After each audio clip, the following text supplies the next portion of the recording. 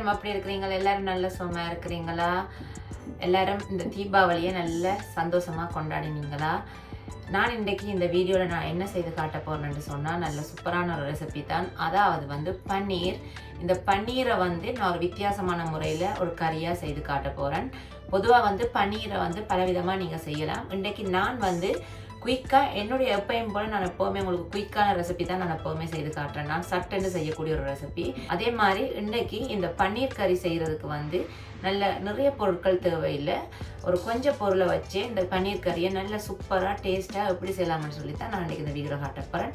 இப்போ அந்த பன்னீர் கறி செய்கிறதுக்கு என்னென்ன தேவைன்னு சொல்லி இப்போ வாங்க முதல்ல பார்க்கலாம். இப்போ இந்த பன்னீர் கறிக்கு நான் என்னென்ன பொருட்கள் எடுத்துருக்கேன்னு சொல்லி நான் இப்போ உங்களுக்கு ஒவ்வொன்றா நான் காட்டி கொண்டு வரேன். முதல்ல நான் பன்னீர் எடுத்துருக்கிறேன். இதில் 150லேருந்து 200 கிராம் பன்னீர் இருக்குது. பன்னீர் அளவில்லை, நீங்கள் உங்களோட வீட்டுக்கு எவ்வளவு பன்னீர் தேவையோ நீங்கள் எடுத்துக்கொள்ளலாம். இல்லாட்டி போனால் இப்போ நான் 1 கப் அளவு பன்னீர் எடுத்துருக்கிறேன். இந்த பன்னீரை நான் துண்டு துண்டாக வெட்டி வச்சிருக்கிறேன். இதில் பார்த்தீங்களன்னு சொன்னால் 2 வெங்காயம், 2 ஒரு அளவான வெங்காயத்தை நான் நல்ல குட்டி குட்டியாக வெட்டி இருக்கிறேன். அதாவது நல்ல முடிஞ்சளவு நல்ல குட்டி குட்டியாக இதை நான் வெட்டி வச்சிருக்கிறேன்.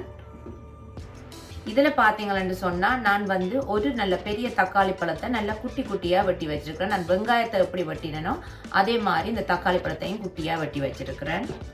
அடுத்ததாக கொத்தமல்லி, ஒரு கைப்பிடி அளவு கொத்தமல்லியிலேயே நல்ல குறுநலாக வெட்டி வச்சிருக்கிறேன். அதோட கொஞ்சம் கறிவேப்பிலை, அதையும் நான் நல்ல குறுநலாக வெட்டி வச்சிருக்கிறேன். இது பார்த்தீங்களா, இது பச்சை மிளகாய், அதாவது உரைப்பு குறைஞ்ச பச்சை மிளகாய். அந்த பச்சை மிளகாயிலே நிறைய வகைகள் இருக்குது. அதில் நீட்டாக இருக்கிற நல்ல நீளமான பெரிய பச்சை மிளகாய். இது உரைப்பு எப்பவுமே குறைவாக இருக்கும். வாசனைக்கு நான் இன்றைக்கு கொஞ்சம் ஏலக்காய், கொஞ்சம் பெருஞ்சீரகம் எடுத்திருக்கிறேன். இன்னைக்கு இந்த பன்னீர் கறி செய்கிறதுக்கு முக்கியமான ஒரு ஐட்டம் தயிர். இந்த தயிர் நான் ஒரு சிறிய கப் அளவு எடுத்திருக்கிறேன்.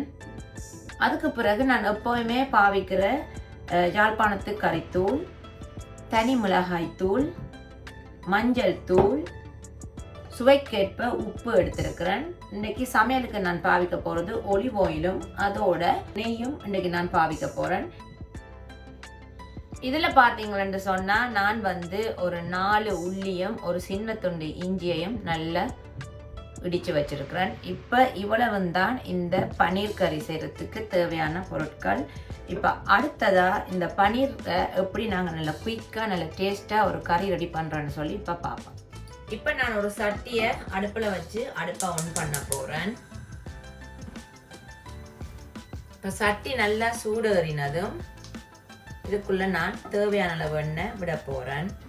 இப்போ சட்டி நல்லா சூடாக இருக்குது. இப்போ இதுக்குள்ளே நான் தேவையான அளவு எண்ணெய் விட போகிறேன். இந்த எண்ணெய் என்னத்துக்குன்னு சொன்னால் நான் இந்த பன்னீரை நல்ல லைட்டாக இதுக்குள்ளே பொரிச்செடுக்க போகிறேன். இப்போ எண்ணெய் நல்லா சூடேறிட்டுது. இப்போ இந்த சூடான எண்ணெய்க்குள்ளே இந்த பன்னீரை போட்டு நல்லா பொன்னிறமாக நான் பொரிச்செடுக்க போகிறேன்.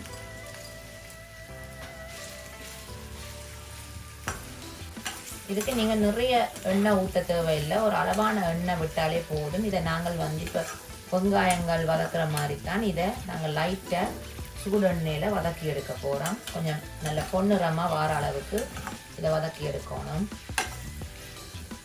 இது நல்லா வதங்கட்டுக்கும். ஒரு 10லேருந்து 15 நிமிஷத்துக்குள்ளே இது நல்ல பொன்னிறமாக வதங்கி வந்துடும். இப்போ பார்த்தீங்கன்னா இது நல்ல பொன்னிறமாக பொரிஞ்சு வந்துட்டு, இப்போ அடுத்ததாக இதை நான் ஒரு பாத்திரத்தில் வடிச்செடுக்க போகிறேன். இப்போ நான் ஒரு பாத்திரத்தில் வடிச்செடுக்க போகிறேன். இது எண்ணெயில் பொரியும் போது நல்ல சாஃப்டாக ஆகிடும்.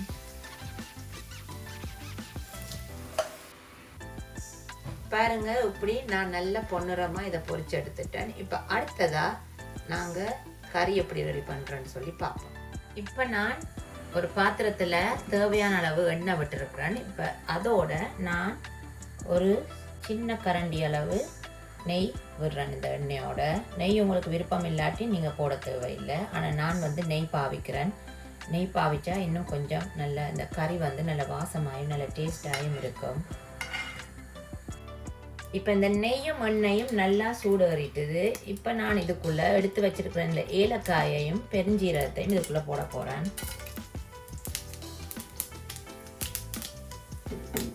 அதோட நான் வெட்டி வச்சிருக்கிற இந்த வெங்காயத்தையும் இதுக்குள்ள போட போறேன்.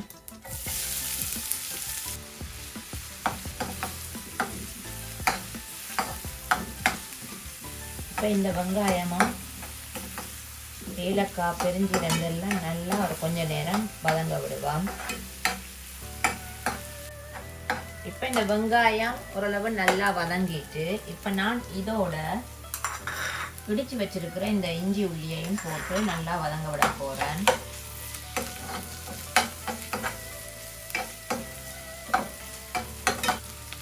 இப்போ இஞ்சி உள்ளி நல்லா வதங்கிட்டுது, நல்ல வாசம் தர தொடங்கிட்டு இப்போ இதுக்குள்ள நான் வெட்டி வச்சிருக்கிற தக்காளி பழத்தை போட போறேன்.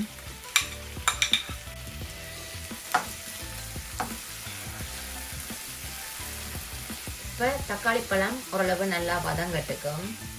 இப்போ நான் இந்த எடுத்து வச்சிருக்கிற தயிருக்குள்ள எங்களுக்கு எவ்வளவு உரப்பு தேவையோ அந்த அளவுக்கு நான் கறித்தூள் போட போறேன். நான் ஒரு சின்ன டீஸ்பூன் அளவு தான் போட போறேன்.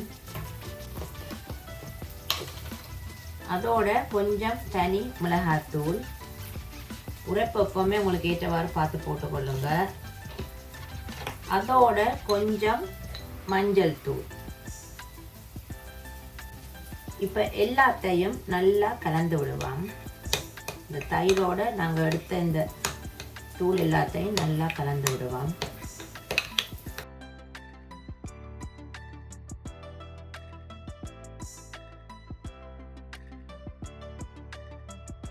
இப்போ நான் போட்ட வெங்காயம், தக்காளி, இஞ்சி உள்ளி இதெல்லாம் நல்லா பாருங்க நல்லா வதங்கிட்டுது. இப்போ அடுத்ததா நான் கலந்து வச்சிருக்கிற இந்த தயிர் மசாலாவை இதுக்குள்ள விட போறேன்.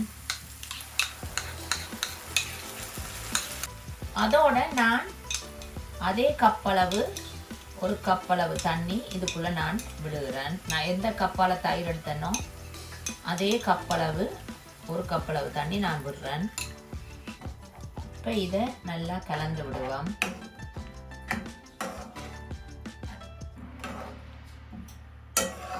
இப்போ அடுத்ததா நான் இதுக்கு தேவையான அளவு உப்பு போட போறேன்.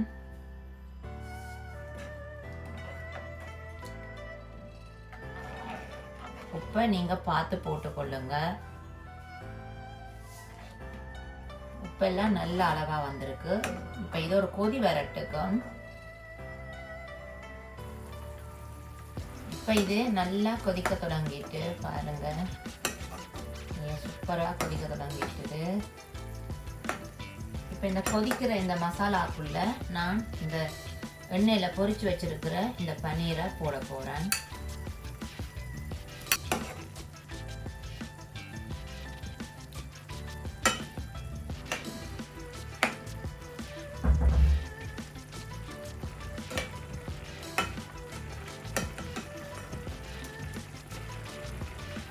இப்போ இந்த பன்னீர் போட்ட பிறகு ஒரு 10லேருந்து 15 நிமிஷம் நல்லா அடுப்பை குறைச்சி நல்லா இதை நாங்கள் கொதிக்க விடுவோம்.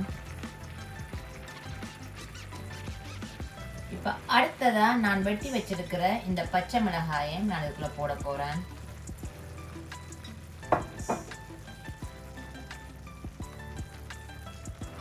அதோட கொத்தமல்லி, கறிவேப்பிலை, இதை நல்லா கலந்து விடுவோம்.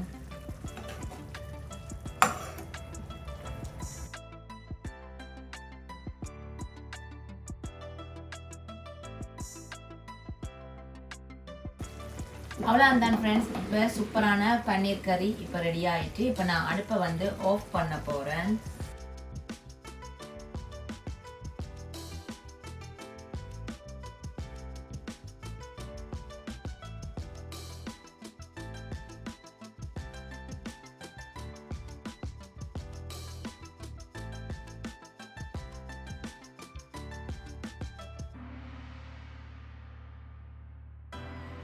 வேறு என்ன ஃப்ரெண்ட்ஸ், இன்றைக்கி நான் செய்து காட்டின இந்த ஈஸியான டேஸ்டியான பன்னீர் கறி பிடிச்சிருந்தால் நீங்களும் வீட்டில் செய்து பார்த்துட்டு எப்படி வந்தேன்னு சொல்லி எனக்கு கமெண்ட்டில் சொல்லுங்கள். அதே மாதிரி எனக்கு சப்ஸ்கிரைப் பண்ண எல்லாருக்குமே ரொம்ப ரொம்ப நன்றி. இதே போல் இந்த வீடியோவை பார்த்துட்டு கட்டாயம் லைக் பண்ணுங்கள், சப்ஸ்கிரைப் பண்ணுங்கள், பிடிச்சிருந்தா ஷேர் பண்ணுங்கள். நான் இதே மாதிரி ஈஸியான இன்னும் ஒரு ரெசிபியோடு நான் உங்களை சந்திக்கிறேன். அது வரைக்கும் பாய்.